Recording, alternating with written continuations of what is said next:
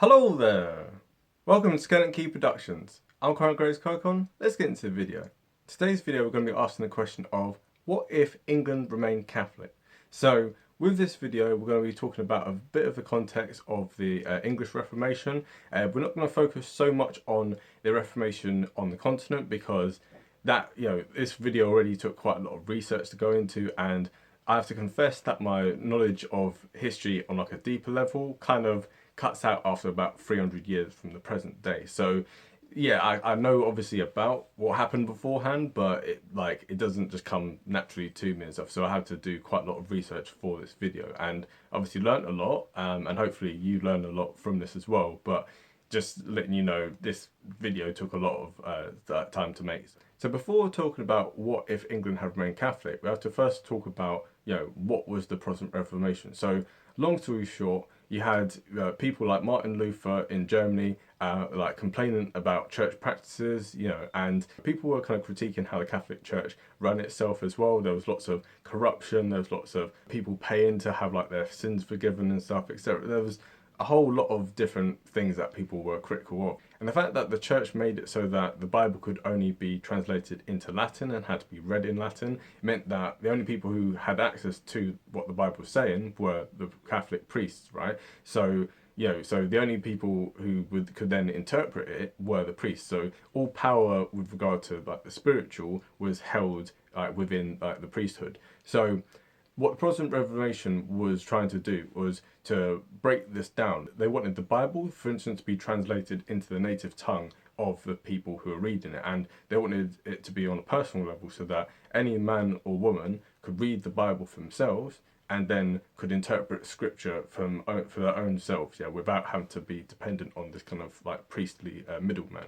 And this movement was nothing new in England. So all the way back to like the 14th century with the likes of John Wycliffe, you had people known as the Lollards. So as you can see on the map here, they were quite widespread across like the whole of England. Basically, they wanted the Bible to be translated into English, and again, they were criticising a lot of the things that would later come up in the Protestant Reformation many years before Martin Luther and the other ones did. So in a way, the kind of seeds for this kind of, people refer to it as proto-Protestantism, had already been kind of laid in England about 100 to 200 years before the Protestant Reformation really kicked off. So what we're saying in this video is not whether there would have been no Protestantism in the country at all, which is obviously, that's impossible. What we're saying though is that the monarchy and the establishment within England would have remained Catholic. So regardless what population was doing, if the monarchy and the establishment had remained Catholic. And so the easiest way for this to happen is either for Henry VIII to have a son with Catherine of Aragon, but that's quite unlikely because she spent like 20 years trying to have a son and it just wasn't working.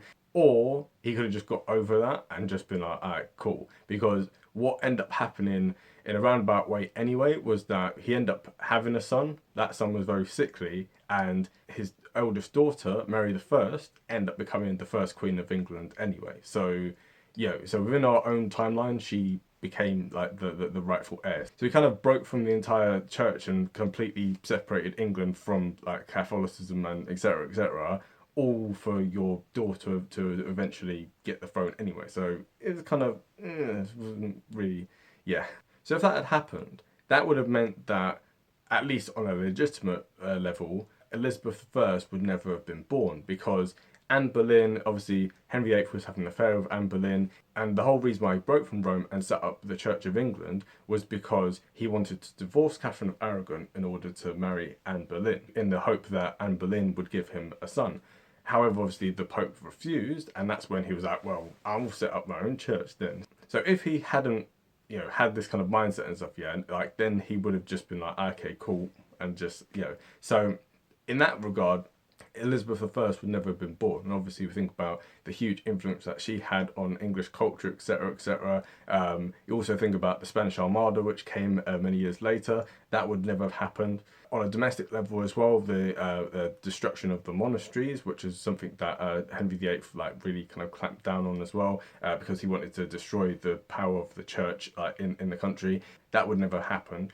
And also something as well, which I didn't really know much before doing this research, there was obviously we tend to focus a lot on like the monarchy itself in this era, and we tend to focus a lot on what was happening with like royalty, but we don't tend to focus so much on what's happening to like the people's history, like kind of England during this time. And what I didn't know was that during this time there's something known as the Lincolnshire Uprising, right? So this was a lot of people in the north of England and in the west of England and in Wales still like held on to their Catholic faith. So while you can see on the map here, like a lot of people in the south and the east of England were predominantly Protestant, a lot of people in the north, west and in Wales, they held on to their Catholic faith. And so when the monasteries were being destroyed, a lot of people in the north of England rose up against Henry VIII and actually, so they had to be crushed. So it's something to bear in mind that, so that wouldn't have happened if England had remained Catholic. That exact crushing wouldn't have happened.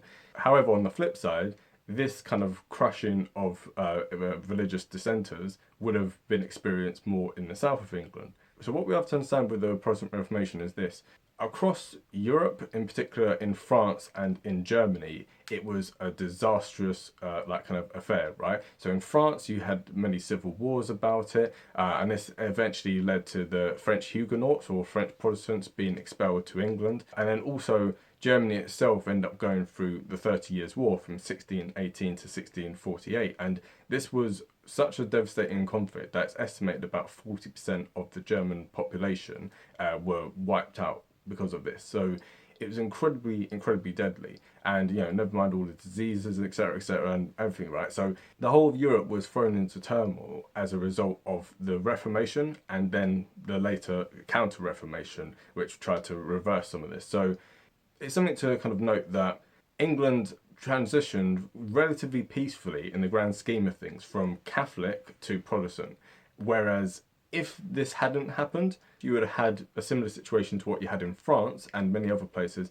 where you had a Catholic monarch, a Catholic ruling class, but then many of the people themselves being Protestant. So this would have led to civil war and to destruction in many regards. Because even with Elizabeth I, you had the Common Book of Prayer, and this tried to kind of be a bit of a kind of compromise stuff, because many people in England were critical of the Anglican Church. So you had the Catholics obviously who were like, this is heresy, and then you also had many of the Protestants, in particular like the Puritans, who criticised the Anglican Church for being too Catholic. For those who have ever gone into an Anglican church, you will see that the decorations, for instance, are a little bit plainer than they are in Catholic churches, but they still have a lot more pomp and like decorative stuff than they do in other Protestant denominations. So other Protestant denominations, in particular Lutheran ones, are very plain, very austere. And that's just like a very physical like interpretation of it. But the idea that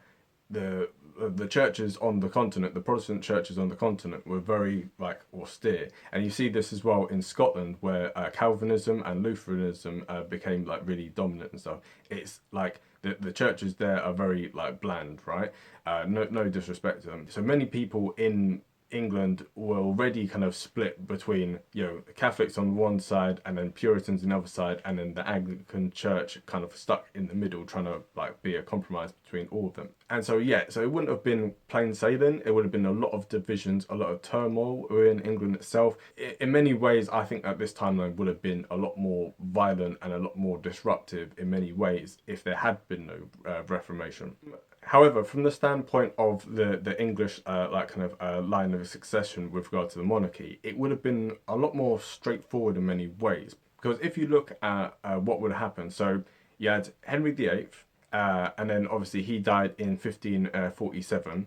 You wouldn't have actually had his son Edward VI, because that was as a result of his third marriage, I believe. So that wouldn't have happened. So you would have basically just had Henry VIII, then Mary the First, but then Mary the First died in 1558 and without any children. So what then would have happened is it would have gone on to the next of kin, which would have been Mary Queen of Scots, who, in our own timeline, she ended up being executed like kind of by Elizabeth I, but that's a side point. But Mary Queen of Scots was a descendant of Henry VII, and so this is how the Stuart dynasty ends up kind of having the rightful claim to the throne. And her son, James the Sixth of Scotland, who became James the First of England, ended up becoming the first Stuart King of England, and united the kingdoms. However, something to note is that Protestantism really took off in Scotland, and so James the First obviously like was raised Protestant, but it would have been quite difficult in this. I'm not sure. So I'm not sure whether he would have been raised Protestant or whether he would have been Catholic, because Mary Queen of Scots, his mother, was Catholic, and for him to have inherited the English throne in this kind of timeline, he would have most likely been Catholic. But it's quite difficult to kind of tell with this timeline what would happen, because if in England they really suppressed it, because you had Mary the First really clamping down on Protestants. Yeah, you had them burning them at the stake. Actually, we saw this even with Henry VIII. So you had William Tyndale, like he was burned at the stake in 1526 because he wanted to print an English version of the Bible. And so even Henry VIII clamped down on Protestantism quite a lot. It was only when it suited him that he actually adopted it, right? So the English royal family, I think they would have retained this Catholicism, and it becomes a bit murkier. I don't really know what happened with the line of succession if James VI had been Protestant, because he certainly wouldn't have inherited the throne of England in this scenario. And then I don't know who the throne would have gone to, in all honesty. So just for simplicity, let's say that James VI is raised Catholic just as his mother was. Then the line of succession kind of goes through in which the Stuart dynasty are Catholic. 100 years later, in 1714, the throne never passed on to the House of Hanover, because the House of Hanover, they were, Germans. So George I, for instance, he became the King of England, but couldn't speak any English, because this is how, I think from memory, he was 57th in line for the throne. And that's because the other 56 people who were going to take over from Queen Anne, they were all Catholic. So, I don't know exactly who would have ended up becoming like the monarch instead of King George I, but it certainly wouldn't have gone to him if we'd gone down this kind of timeline. So it's more likely than not the Stuart dynasty would probably have continued to rule Britain up to the present day, but we don't know. It's also something to note that in the grand scheme of things, English nationalism, English national identity is defined by this moment. The break from Rome, as David Starkey has said, is kind of like the original Brexit, right? It's the original time at which England stands alone, separate from the rest of the continent, and is defined as being not French, not Spanish, not Italian, not Irish, right?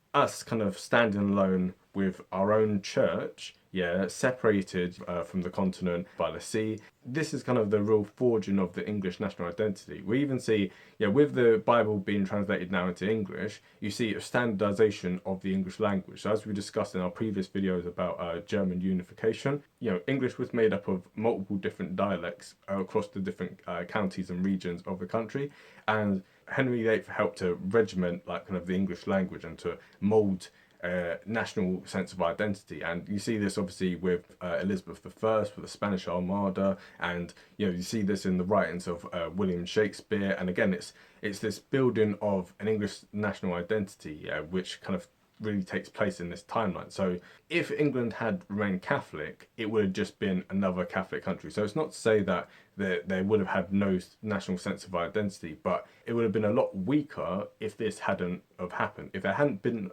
English Protestant Reformation, the country wouldn't have been as unified, because a big part of forming a national identity is not just talking about who you are, but it's also emphasizing who you're not. So for instance, the perfect example of this would have been what would have happened to the plantations of Ireland, right? So Plantation of Ireland, in particular the plantations in Ulster, this was a move by Protestant kings to try and settle Ireland. So getting Protestants from England and from Scotland to settle in Ireland, and to basically turn Ireland into a Protestant nation. And like these plantations did start with the Catholic Queen Mary.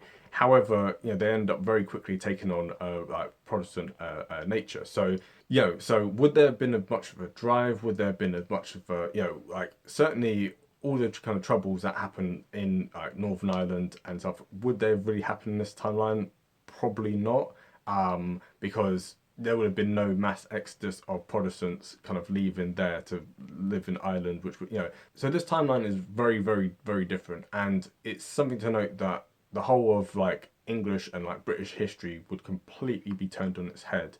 And to talk about it for the rest of the world, you know, a big part of why Protestantism is quite a dominant like kind of branch of Christianity around the world is as a result of the British Empire. So if you'd had no English Reformation, the Protestant world would have been restricted to pretty much like the northern Germanic like kind of world. Yeah, so talking like northern Germany, Holland, like Scandinavian stuff, and it wouldn't have really spread out beyond that little narrow section. Yeah, so there's literally hundreds of years worth of history ends up being completely turned on its head, and yeah, it's really hard to kind of predict, yeah, because obviously you're talking about something which happened like 400 to 500 years ago, and yeah, so we're going to say for this timeline, we're going to have to kind of basically stop it here. So I hope that you really enjoyed that video. If you did, hit the like button. You know, we're still trying to do our target of 20 likes per video, and we're relatively well with that. Yeah, so just keep up the good work, people. And obviously, if you know, share this with your friends if you have any friends. I trust obviously some of you have been able to get some friends now. Maybe like you've gone on Tinder or whatever, and you know try to get some friends. I don't know, just get friends from somewhere and share them with people and stuff, right? And yeah, subscribe if you haven't. I can see on the stats that the percentage of people who have subscribed has gone up. It's about 25%, which is typical for a lot of channels. And yeah, before it was at like 20%, so we're doing better with that. And obviously watch more of our great videos as well. Check out some of our other playlists as well. Like we've got a whole lot of topics covering a wide range of different things. And definitely stay tuned for our next video, which is going to be a bit more up to date than 16th century England. We're going to be looking at 2014, and we're going to be looking at what if Scotland had gained its independence in 2014. So we're going to be looking at what would happen to Scotland itself during this time. We're going to be looking at how this would have affected the rest of Britain, how this would have affected the general election, Brexit, like. So yeah, so many things. So yeah, so definitely stay tuned for that. And we're going to be doing some other videos relating to like British things and also like to American things as well. So with that being said, have a great day and bye.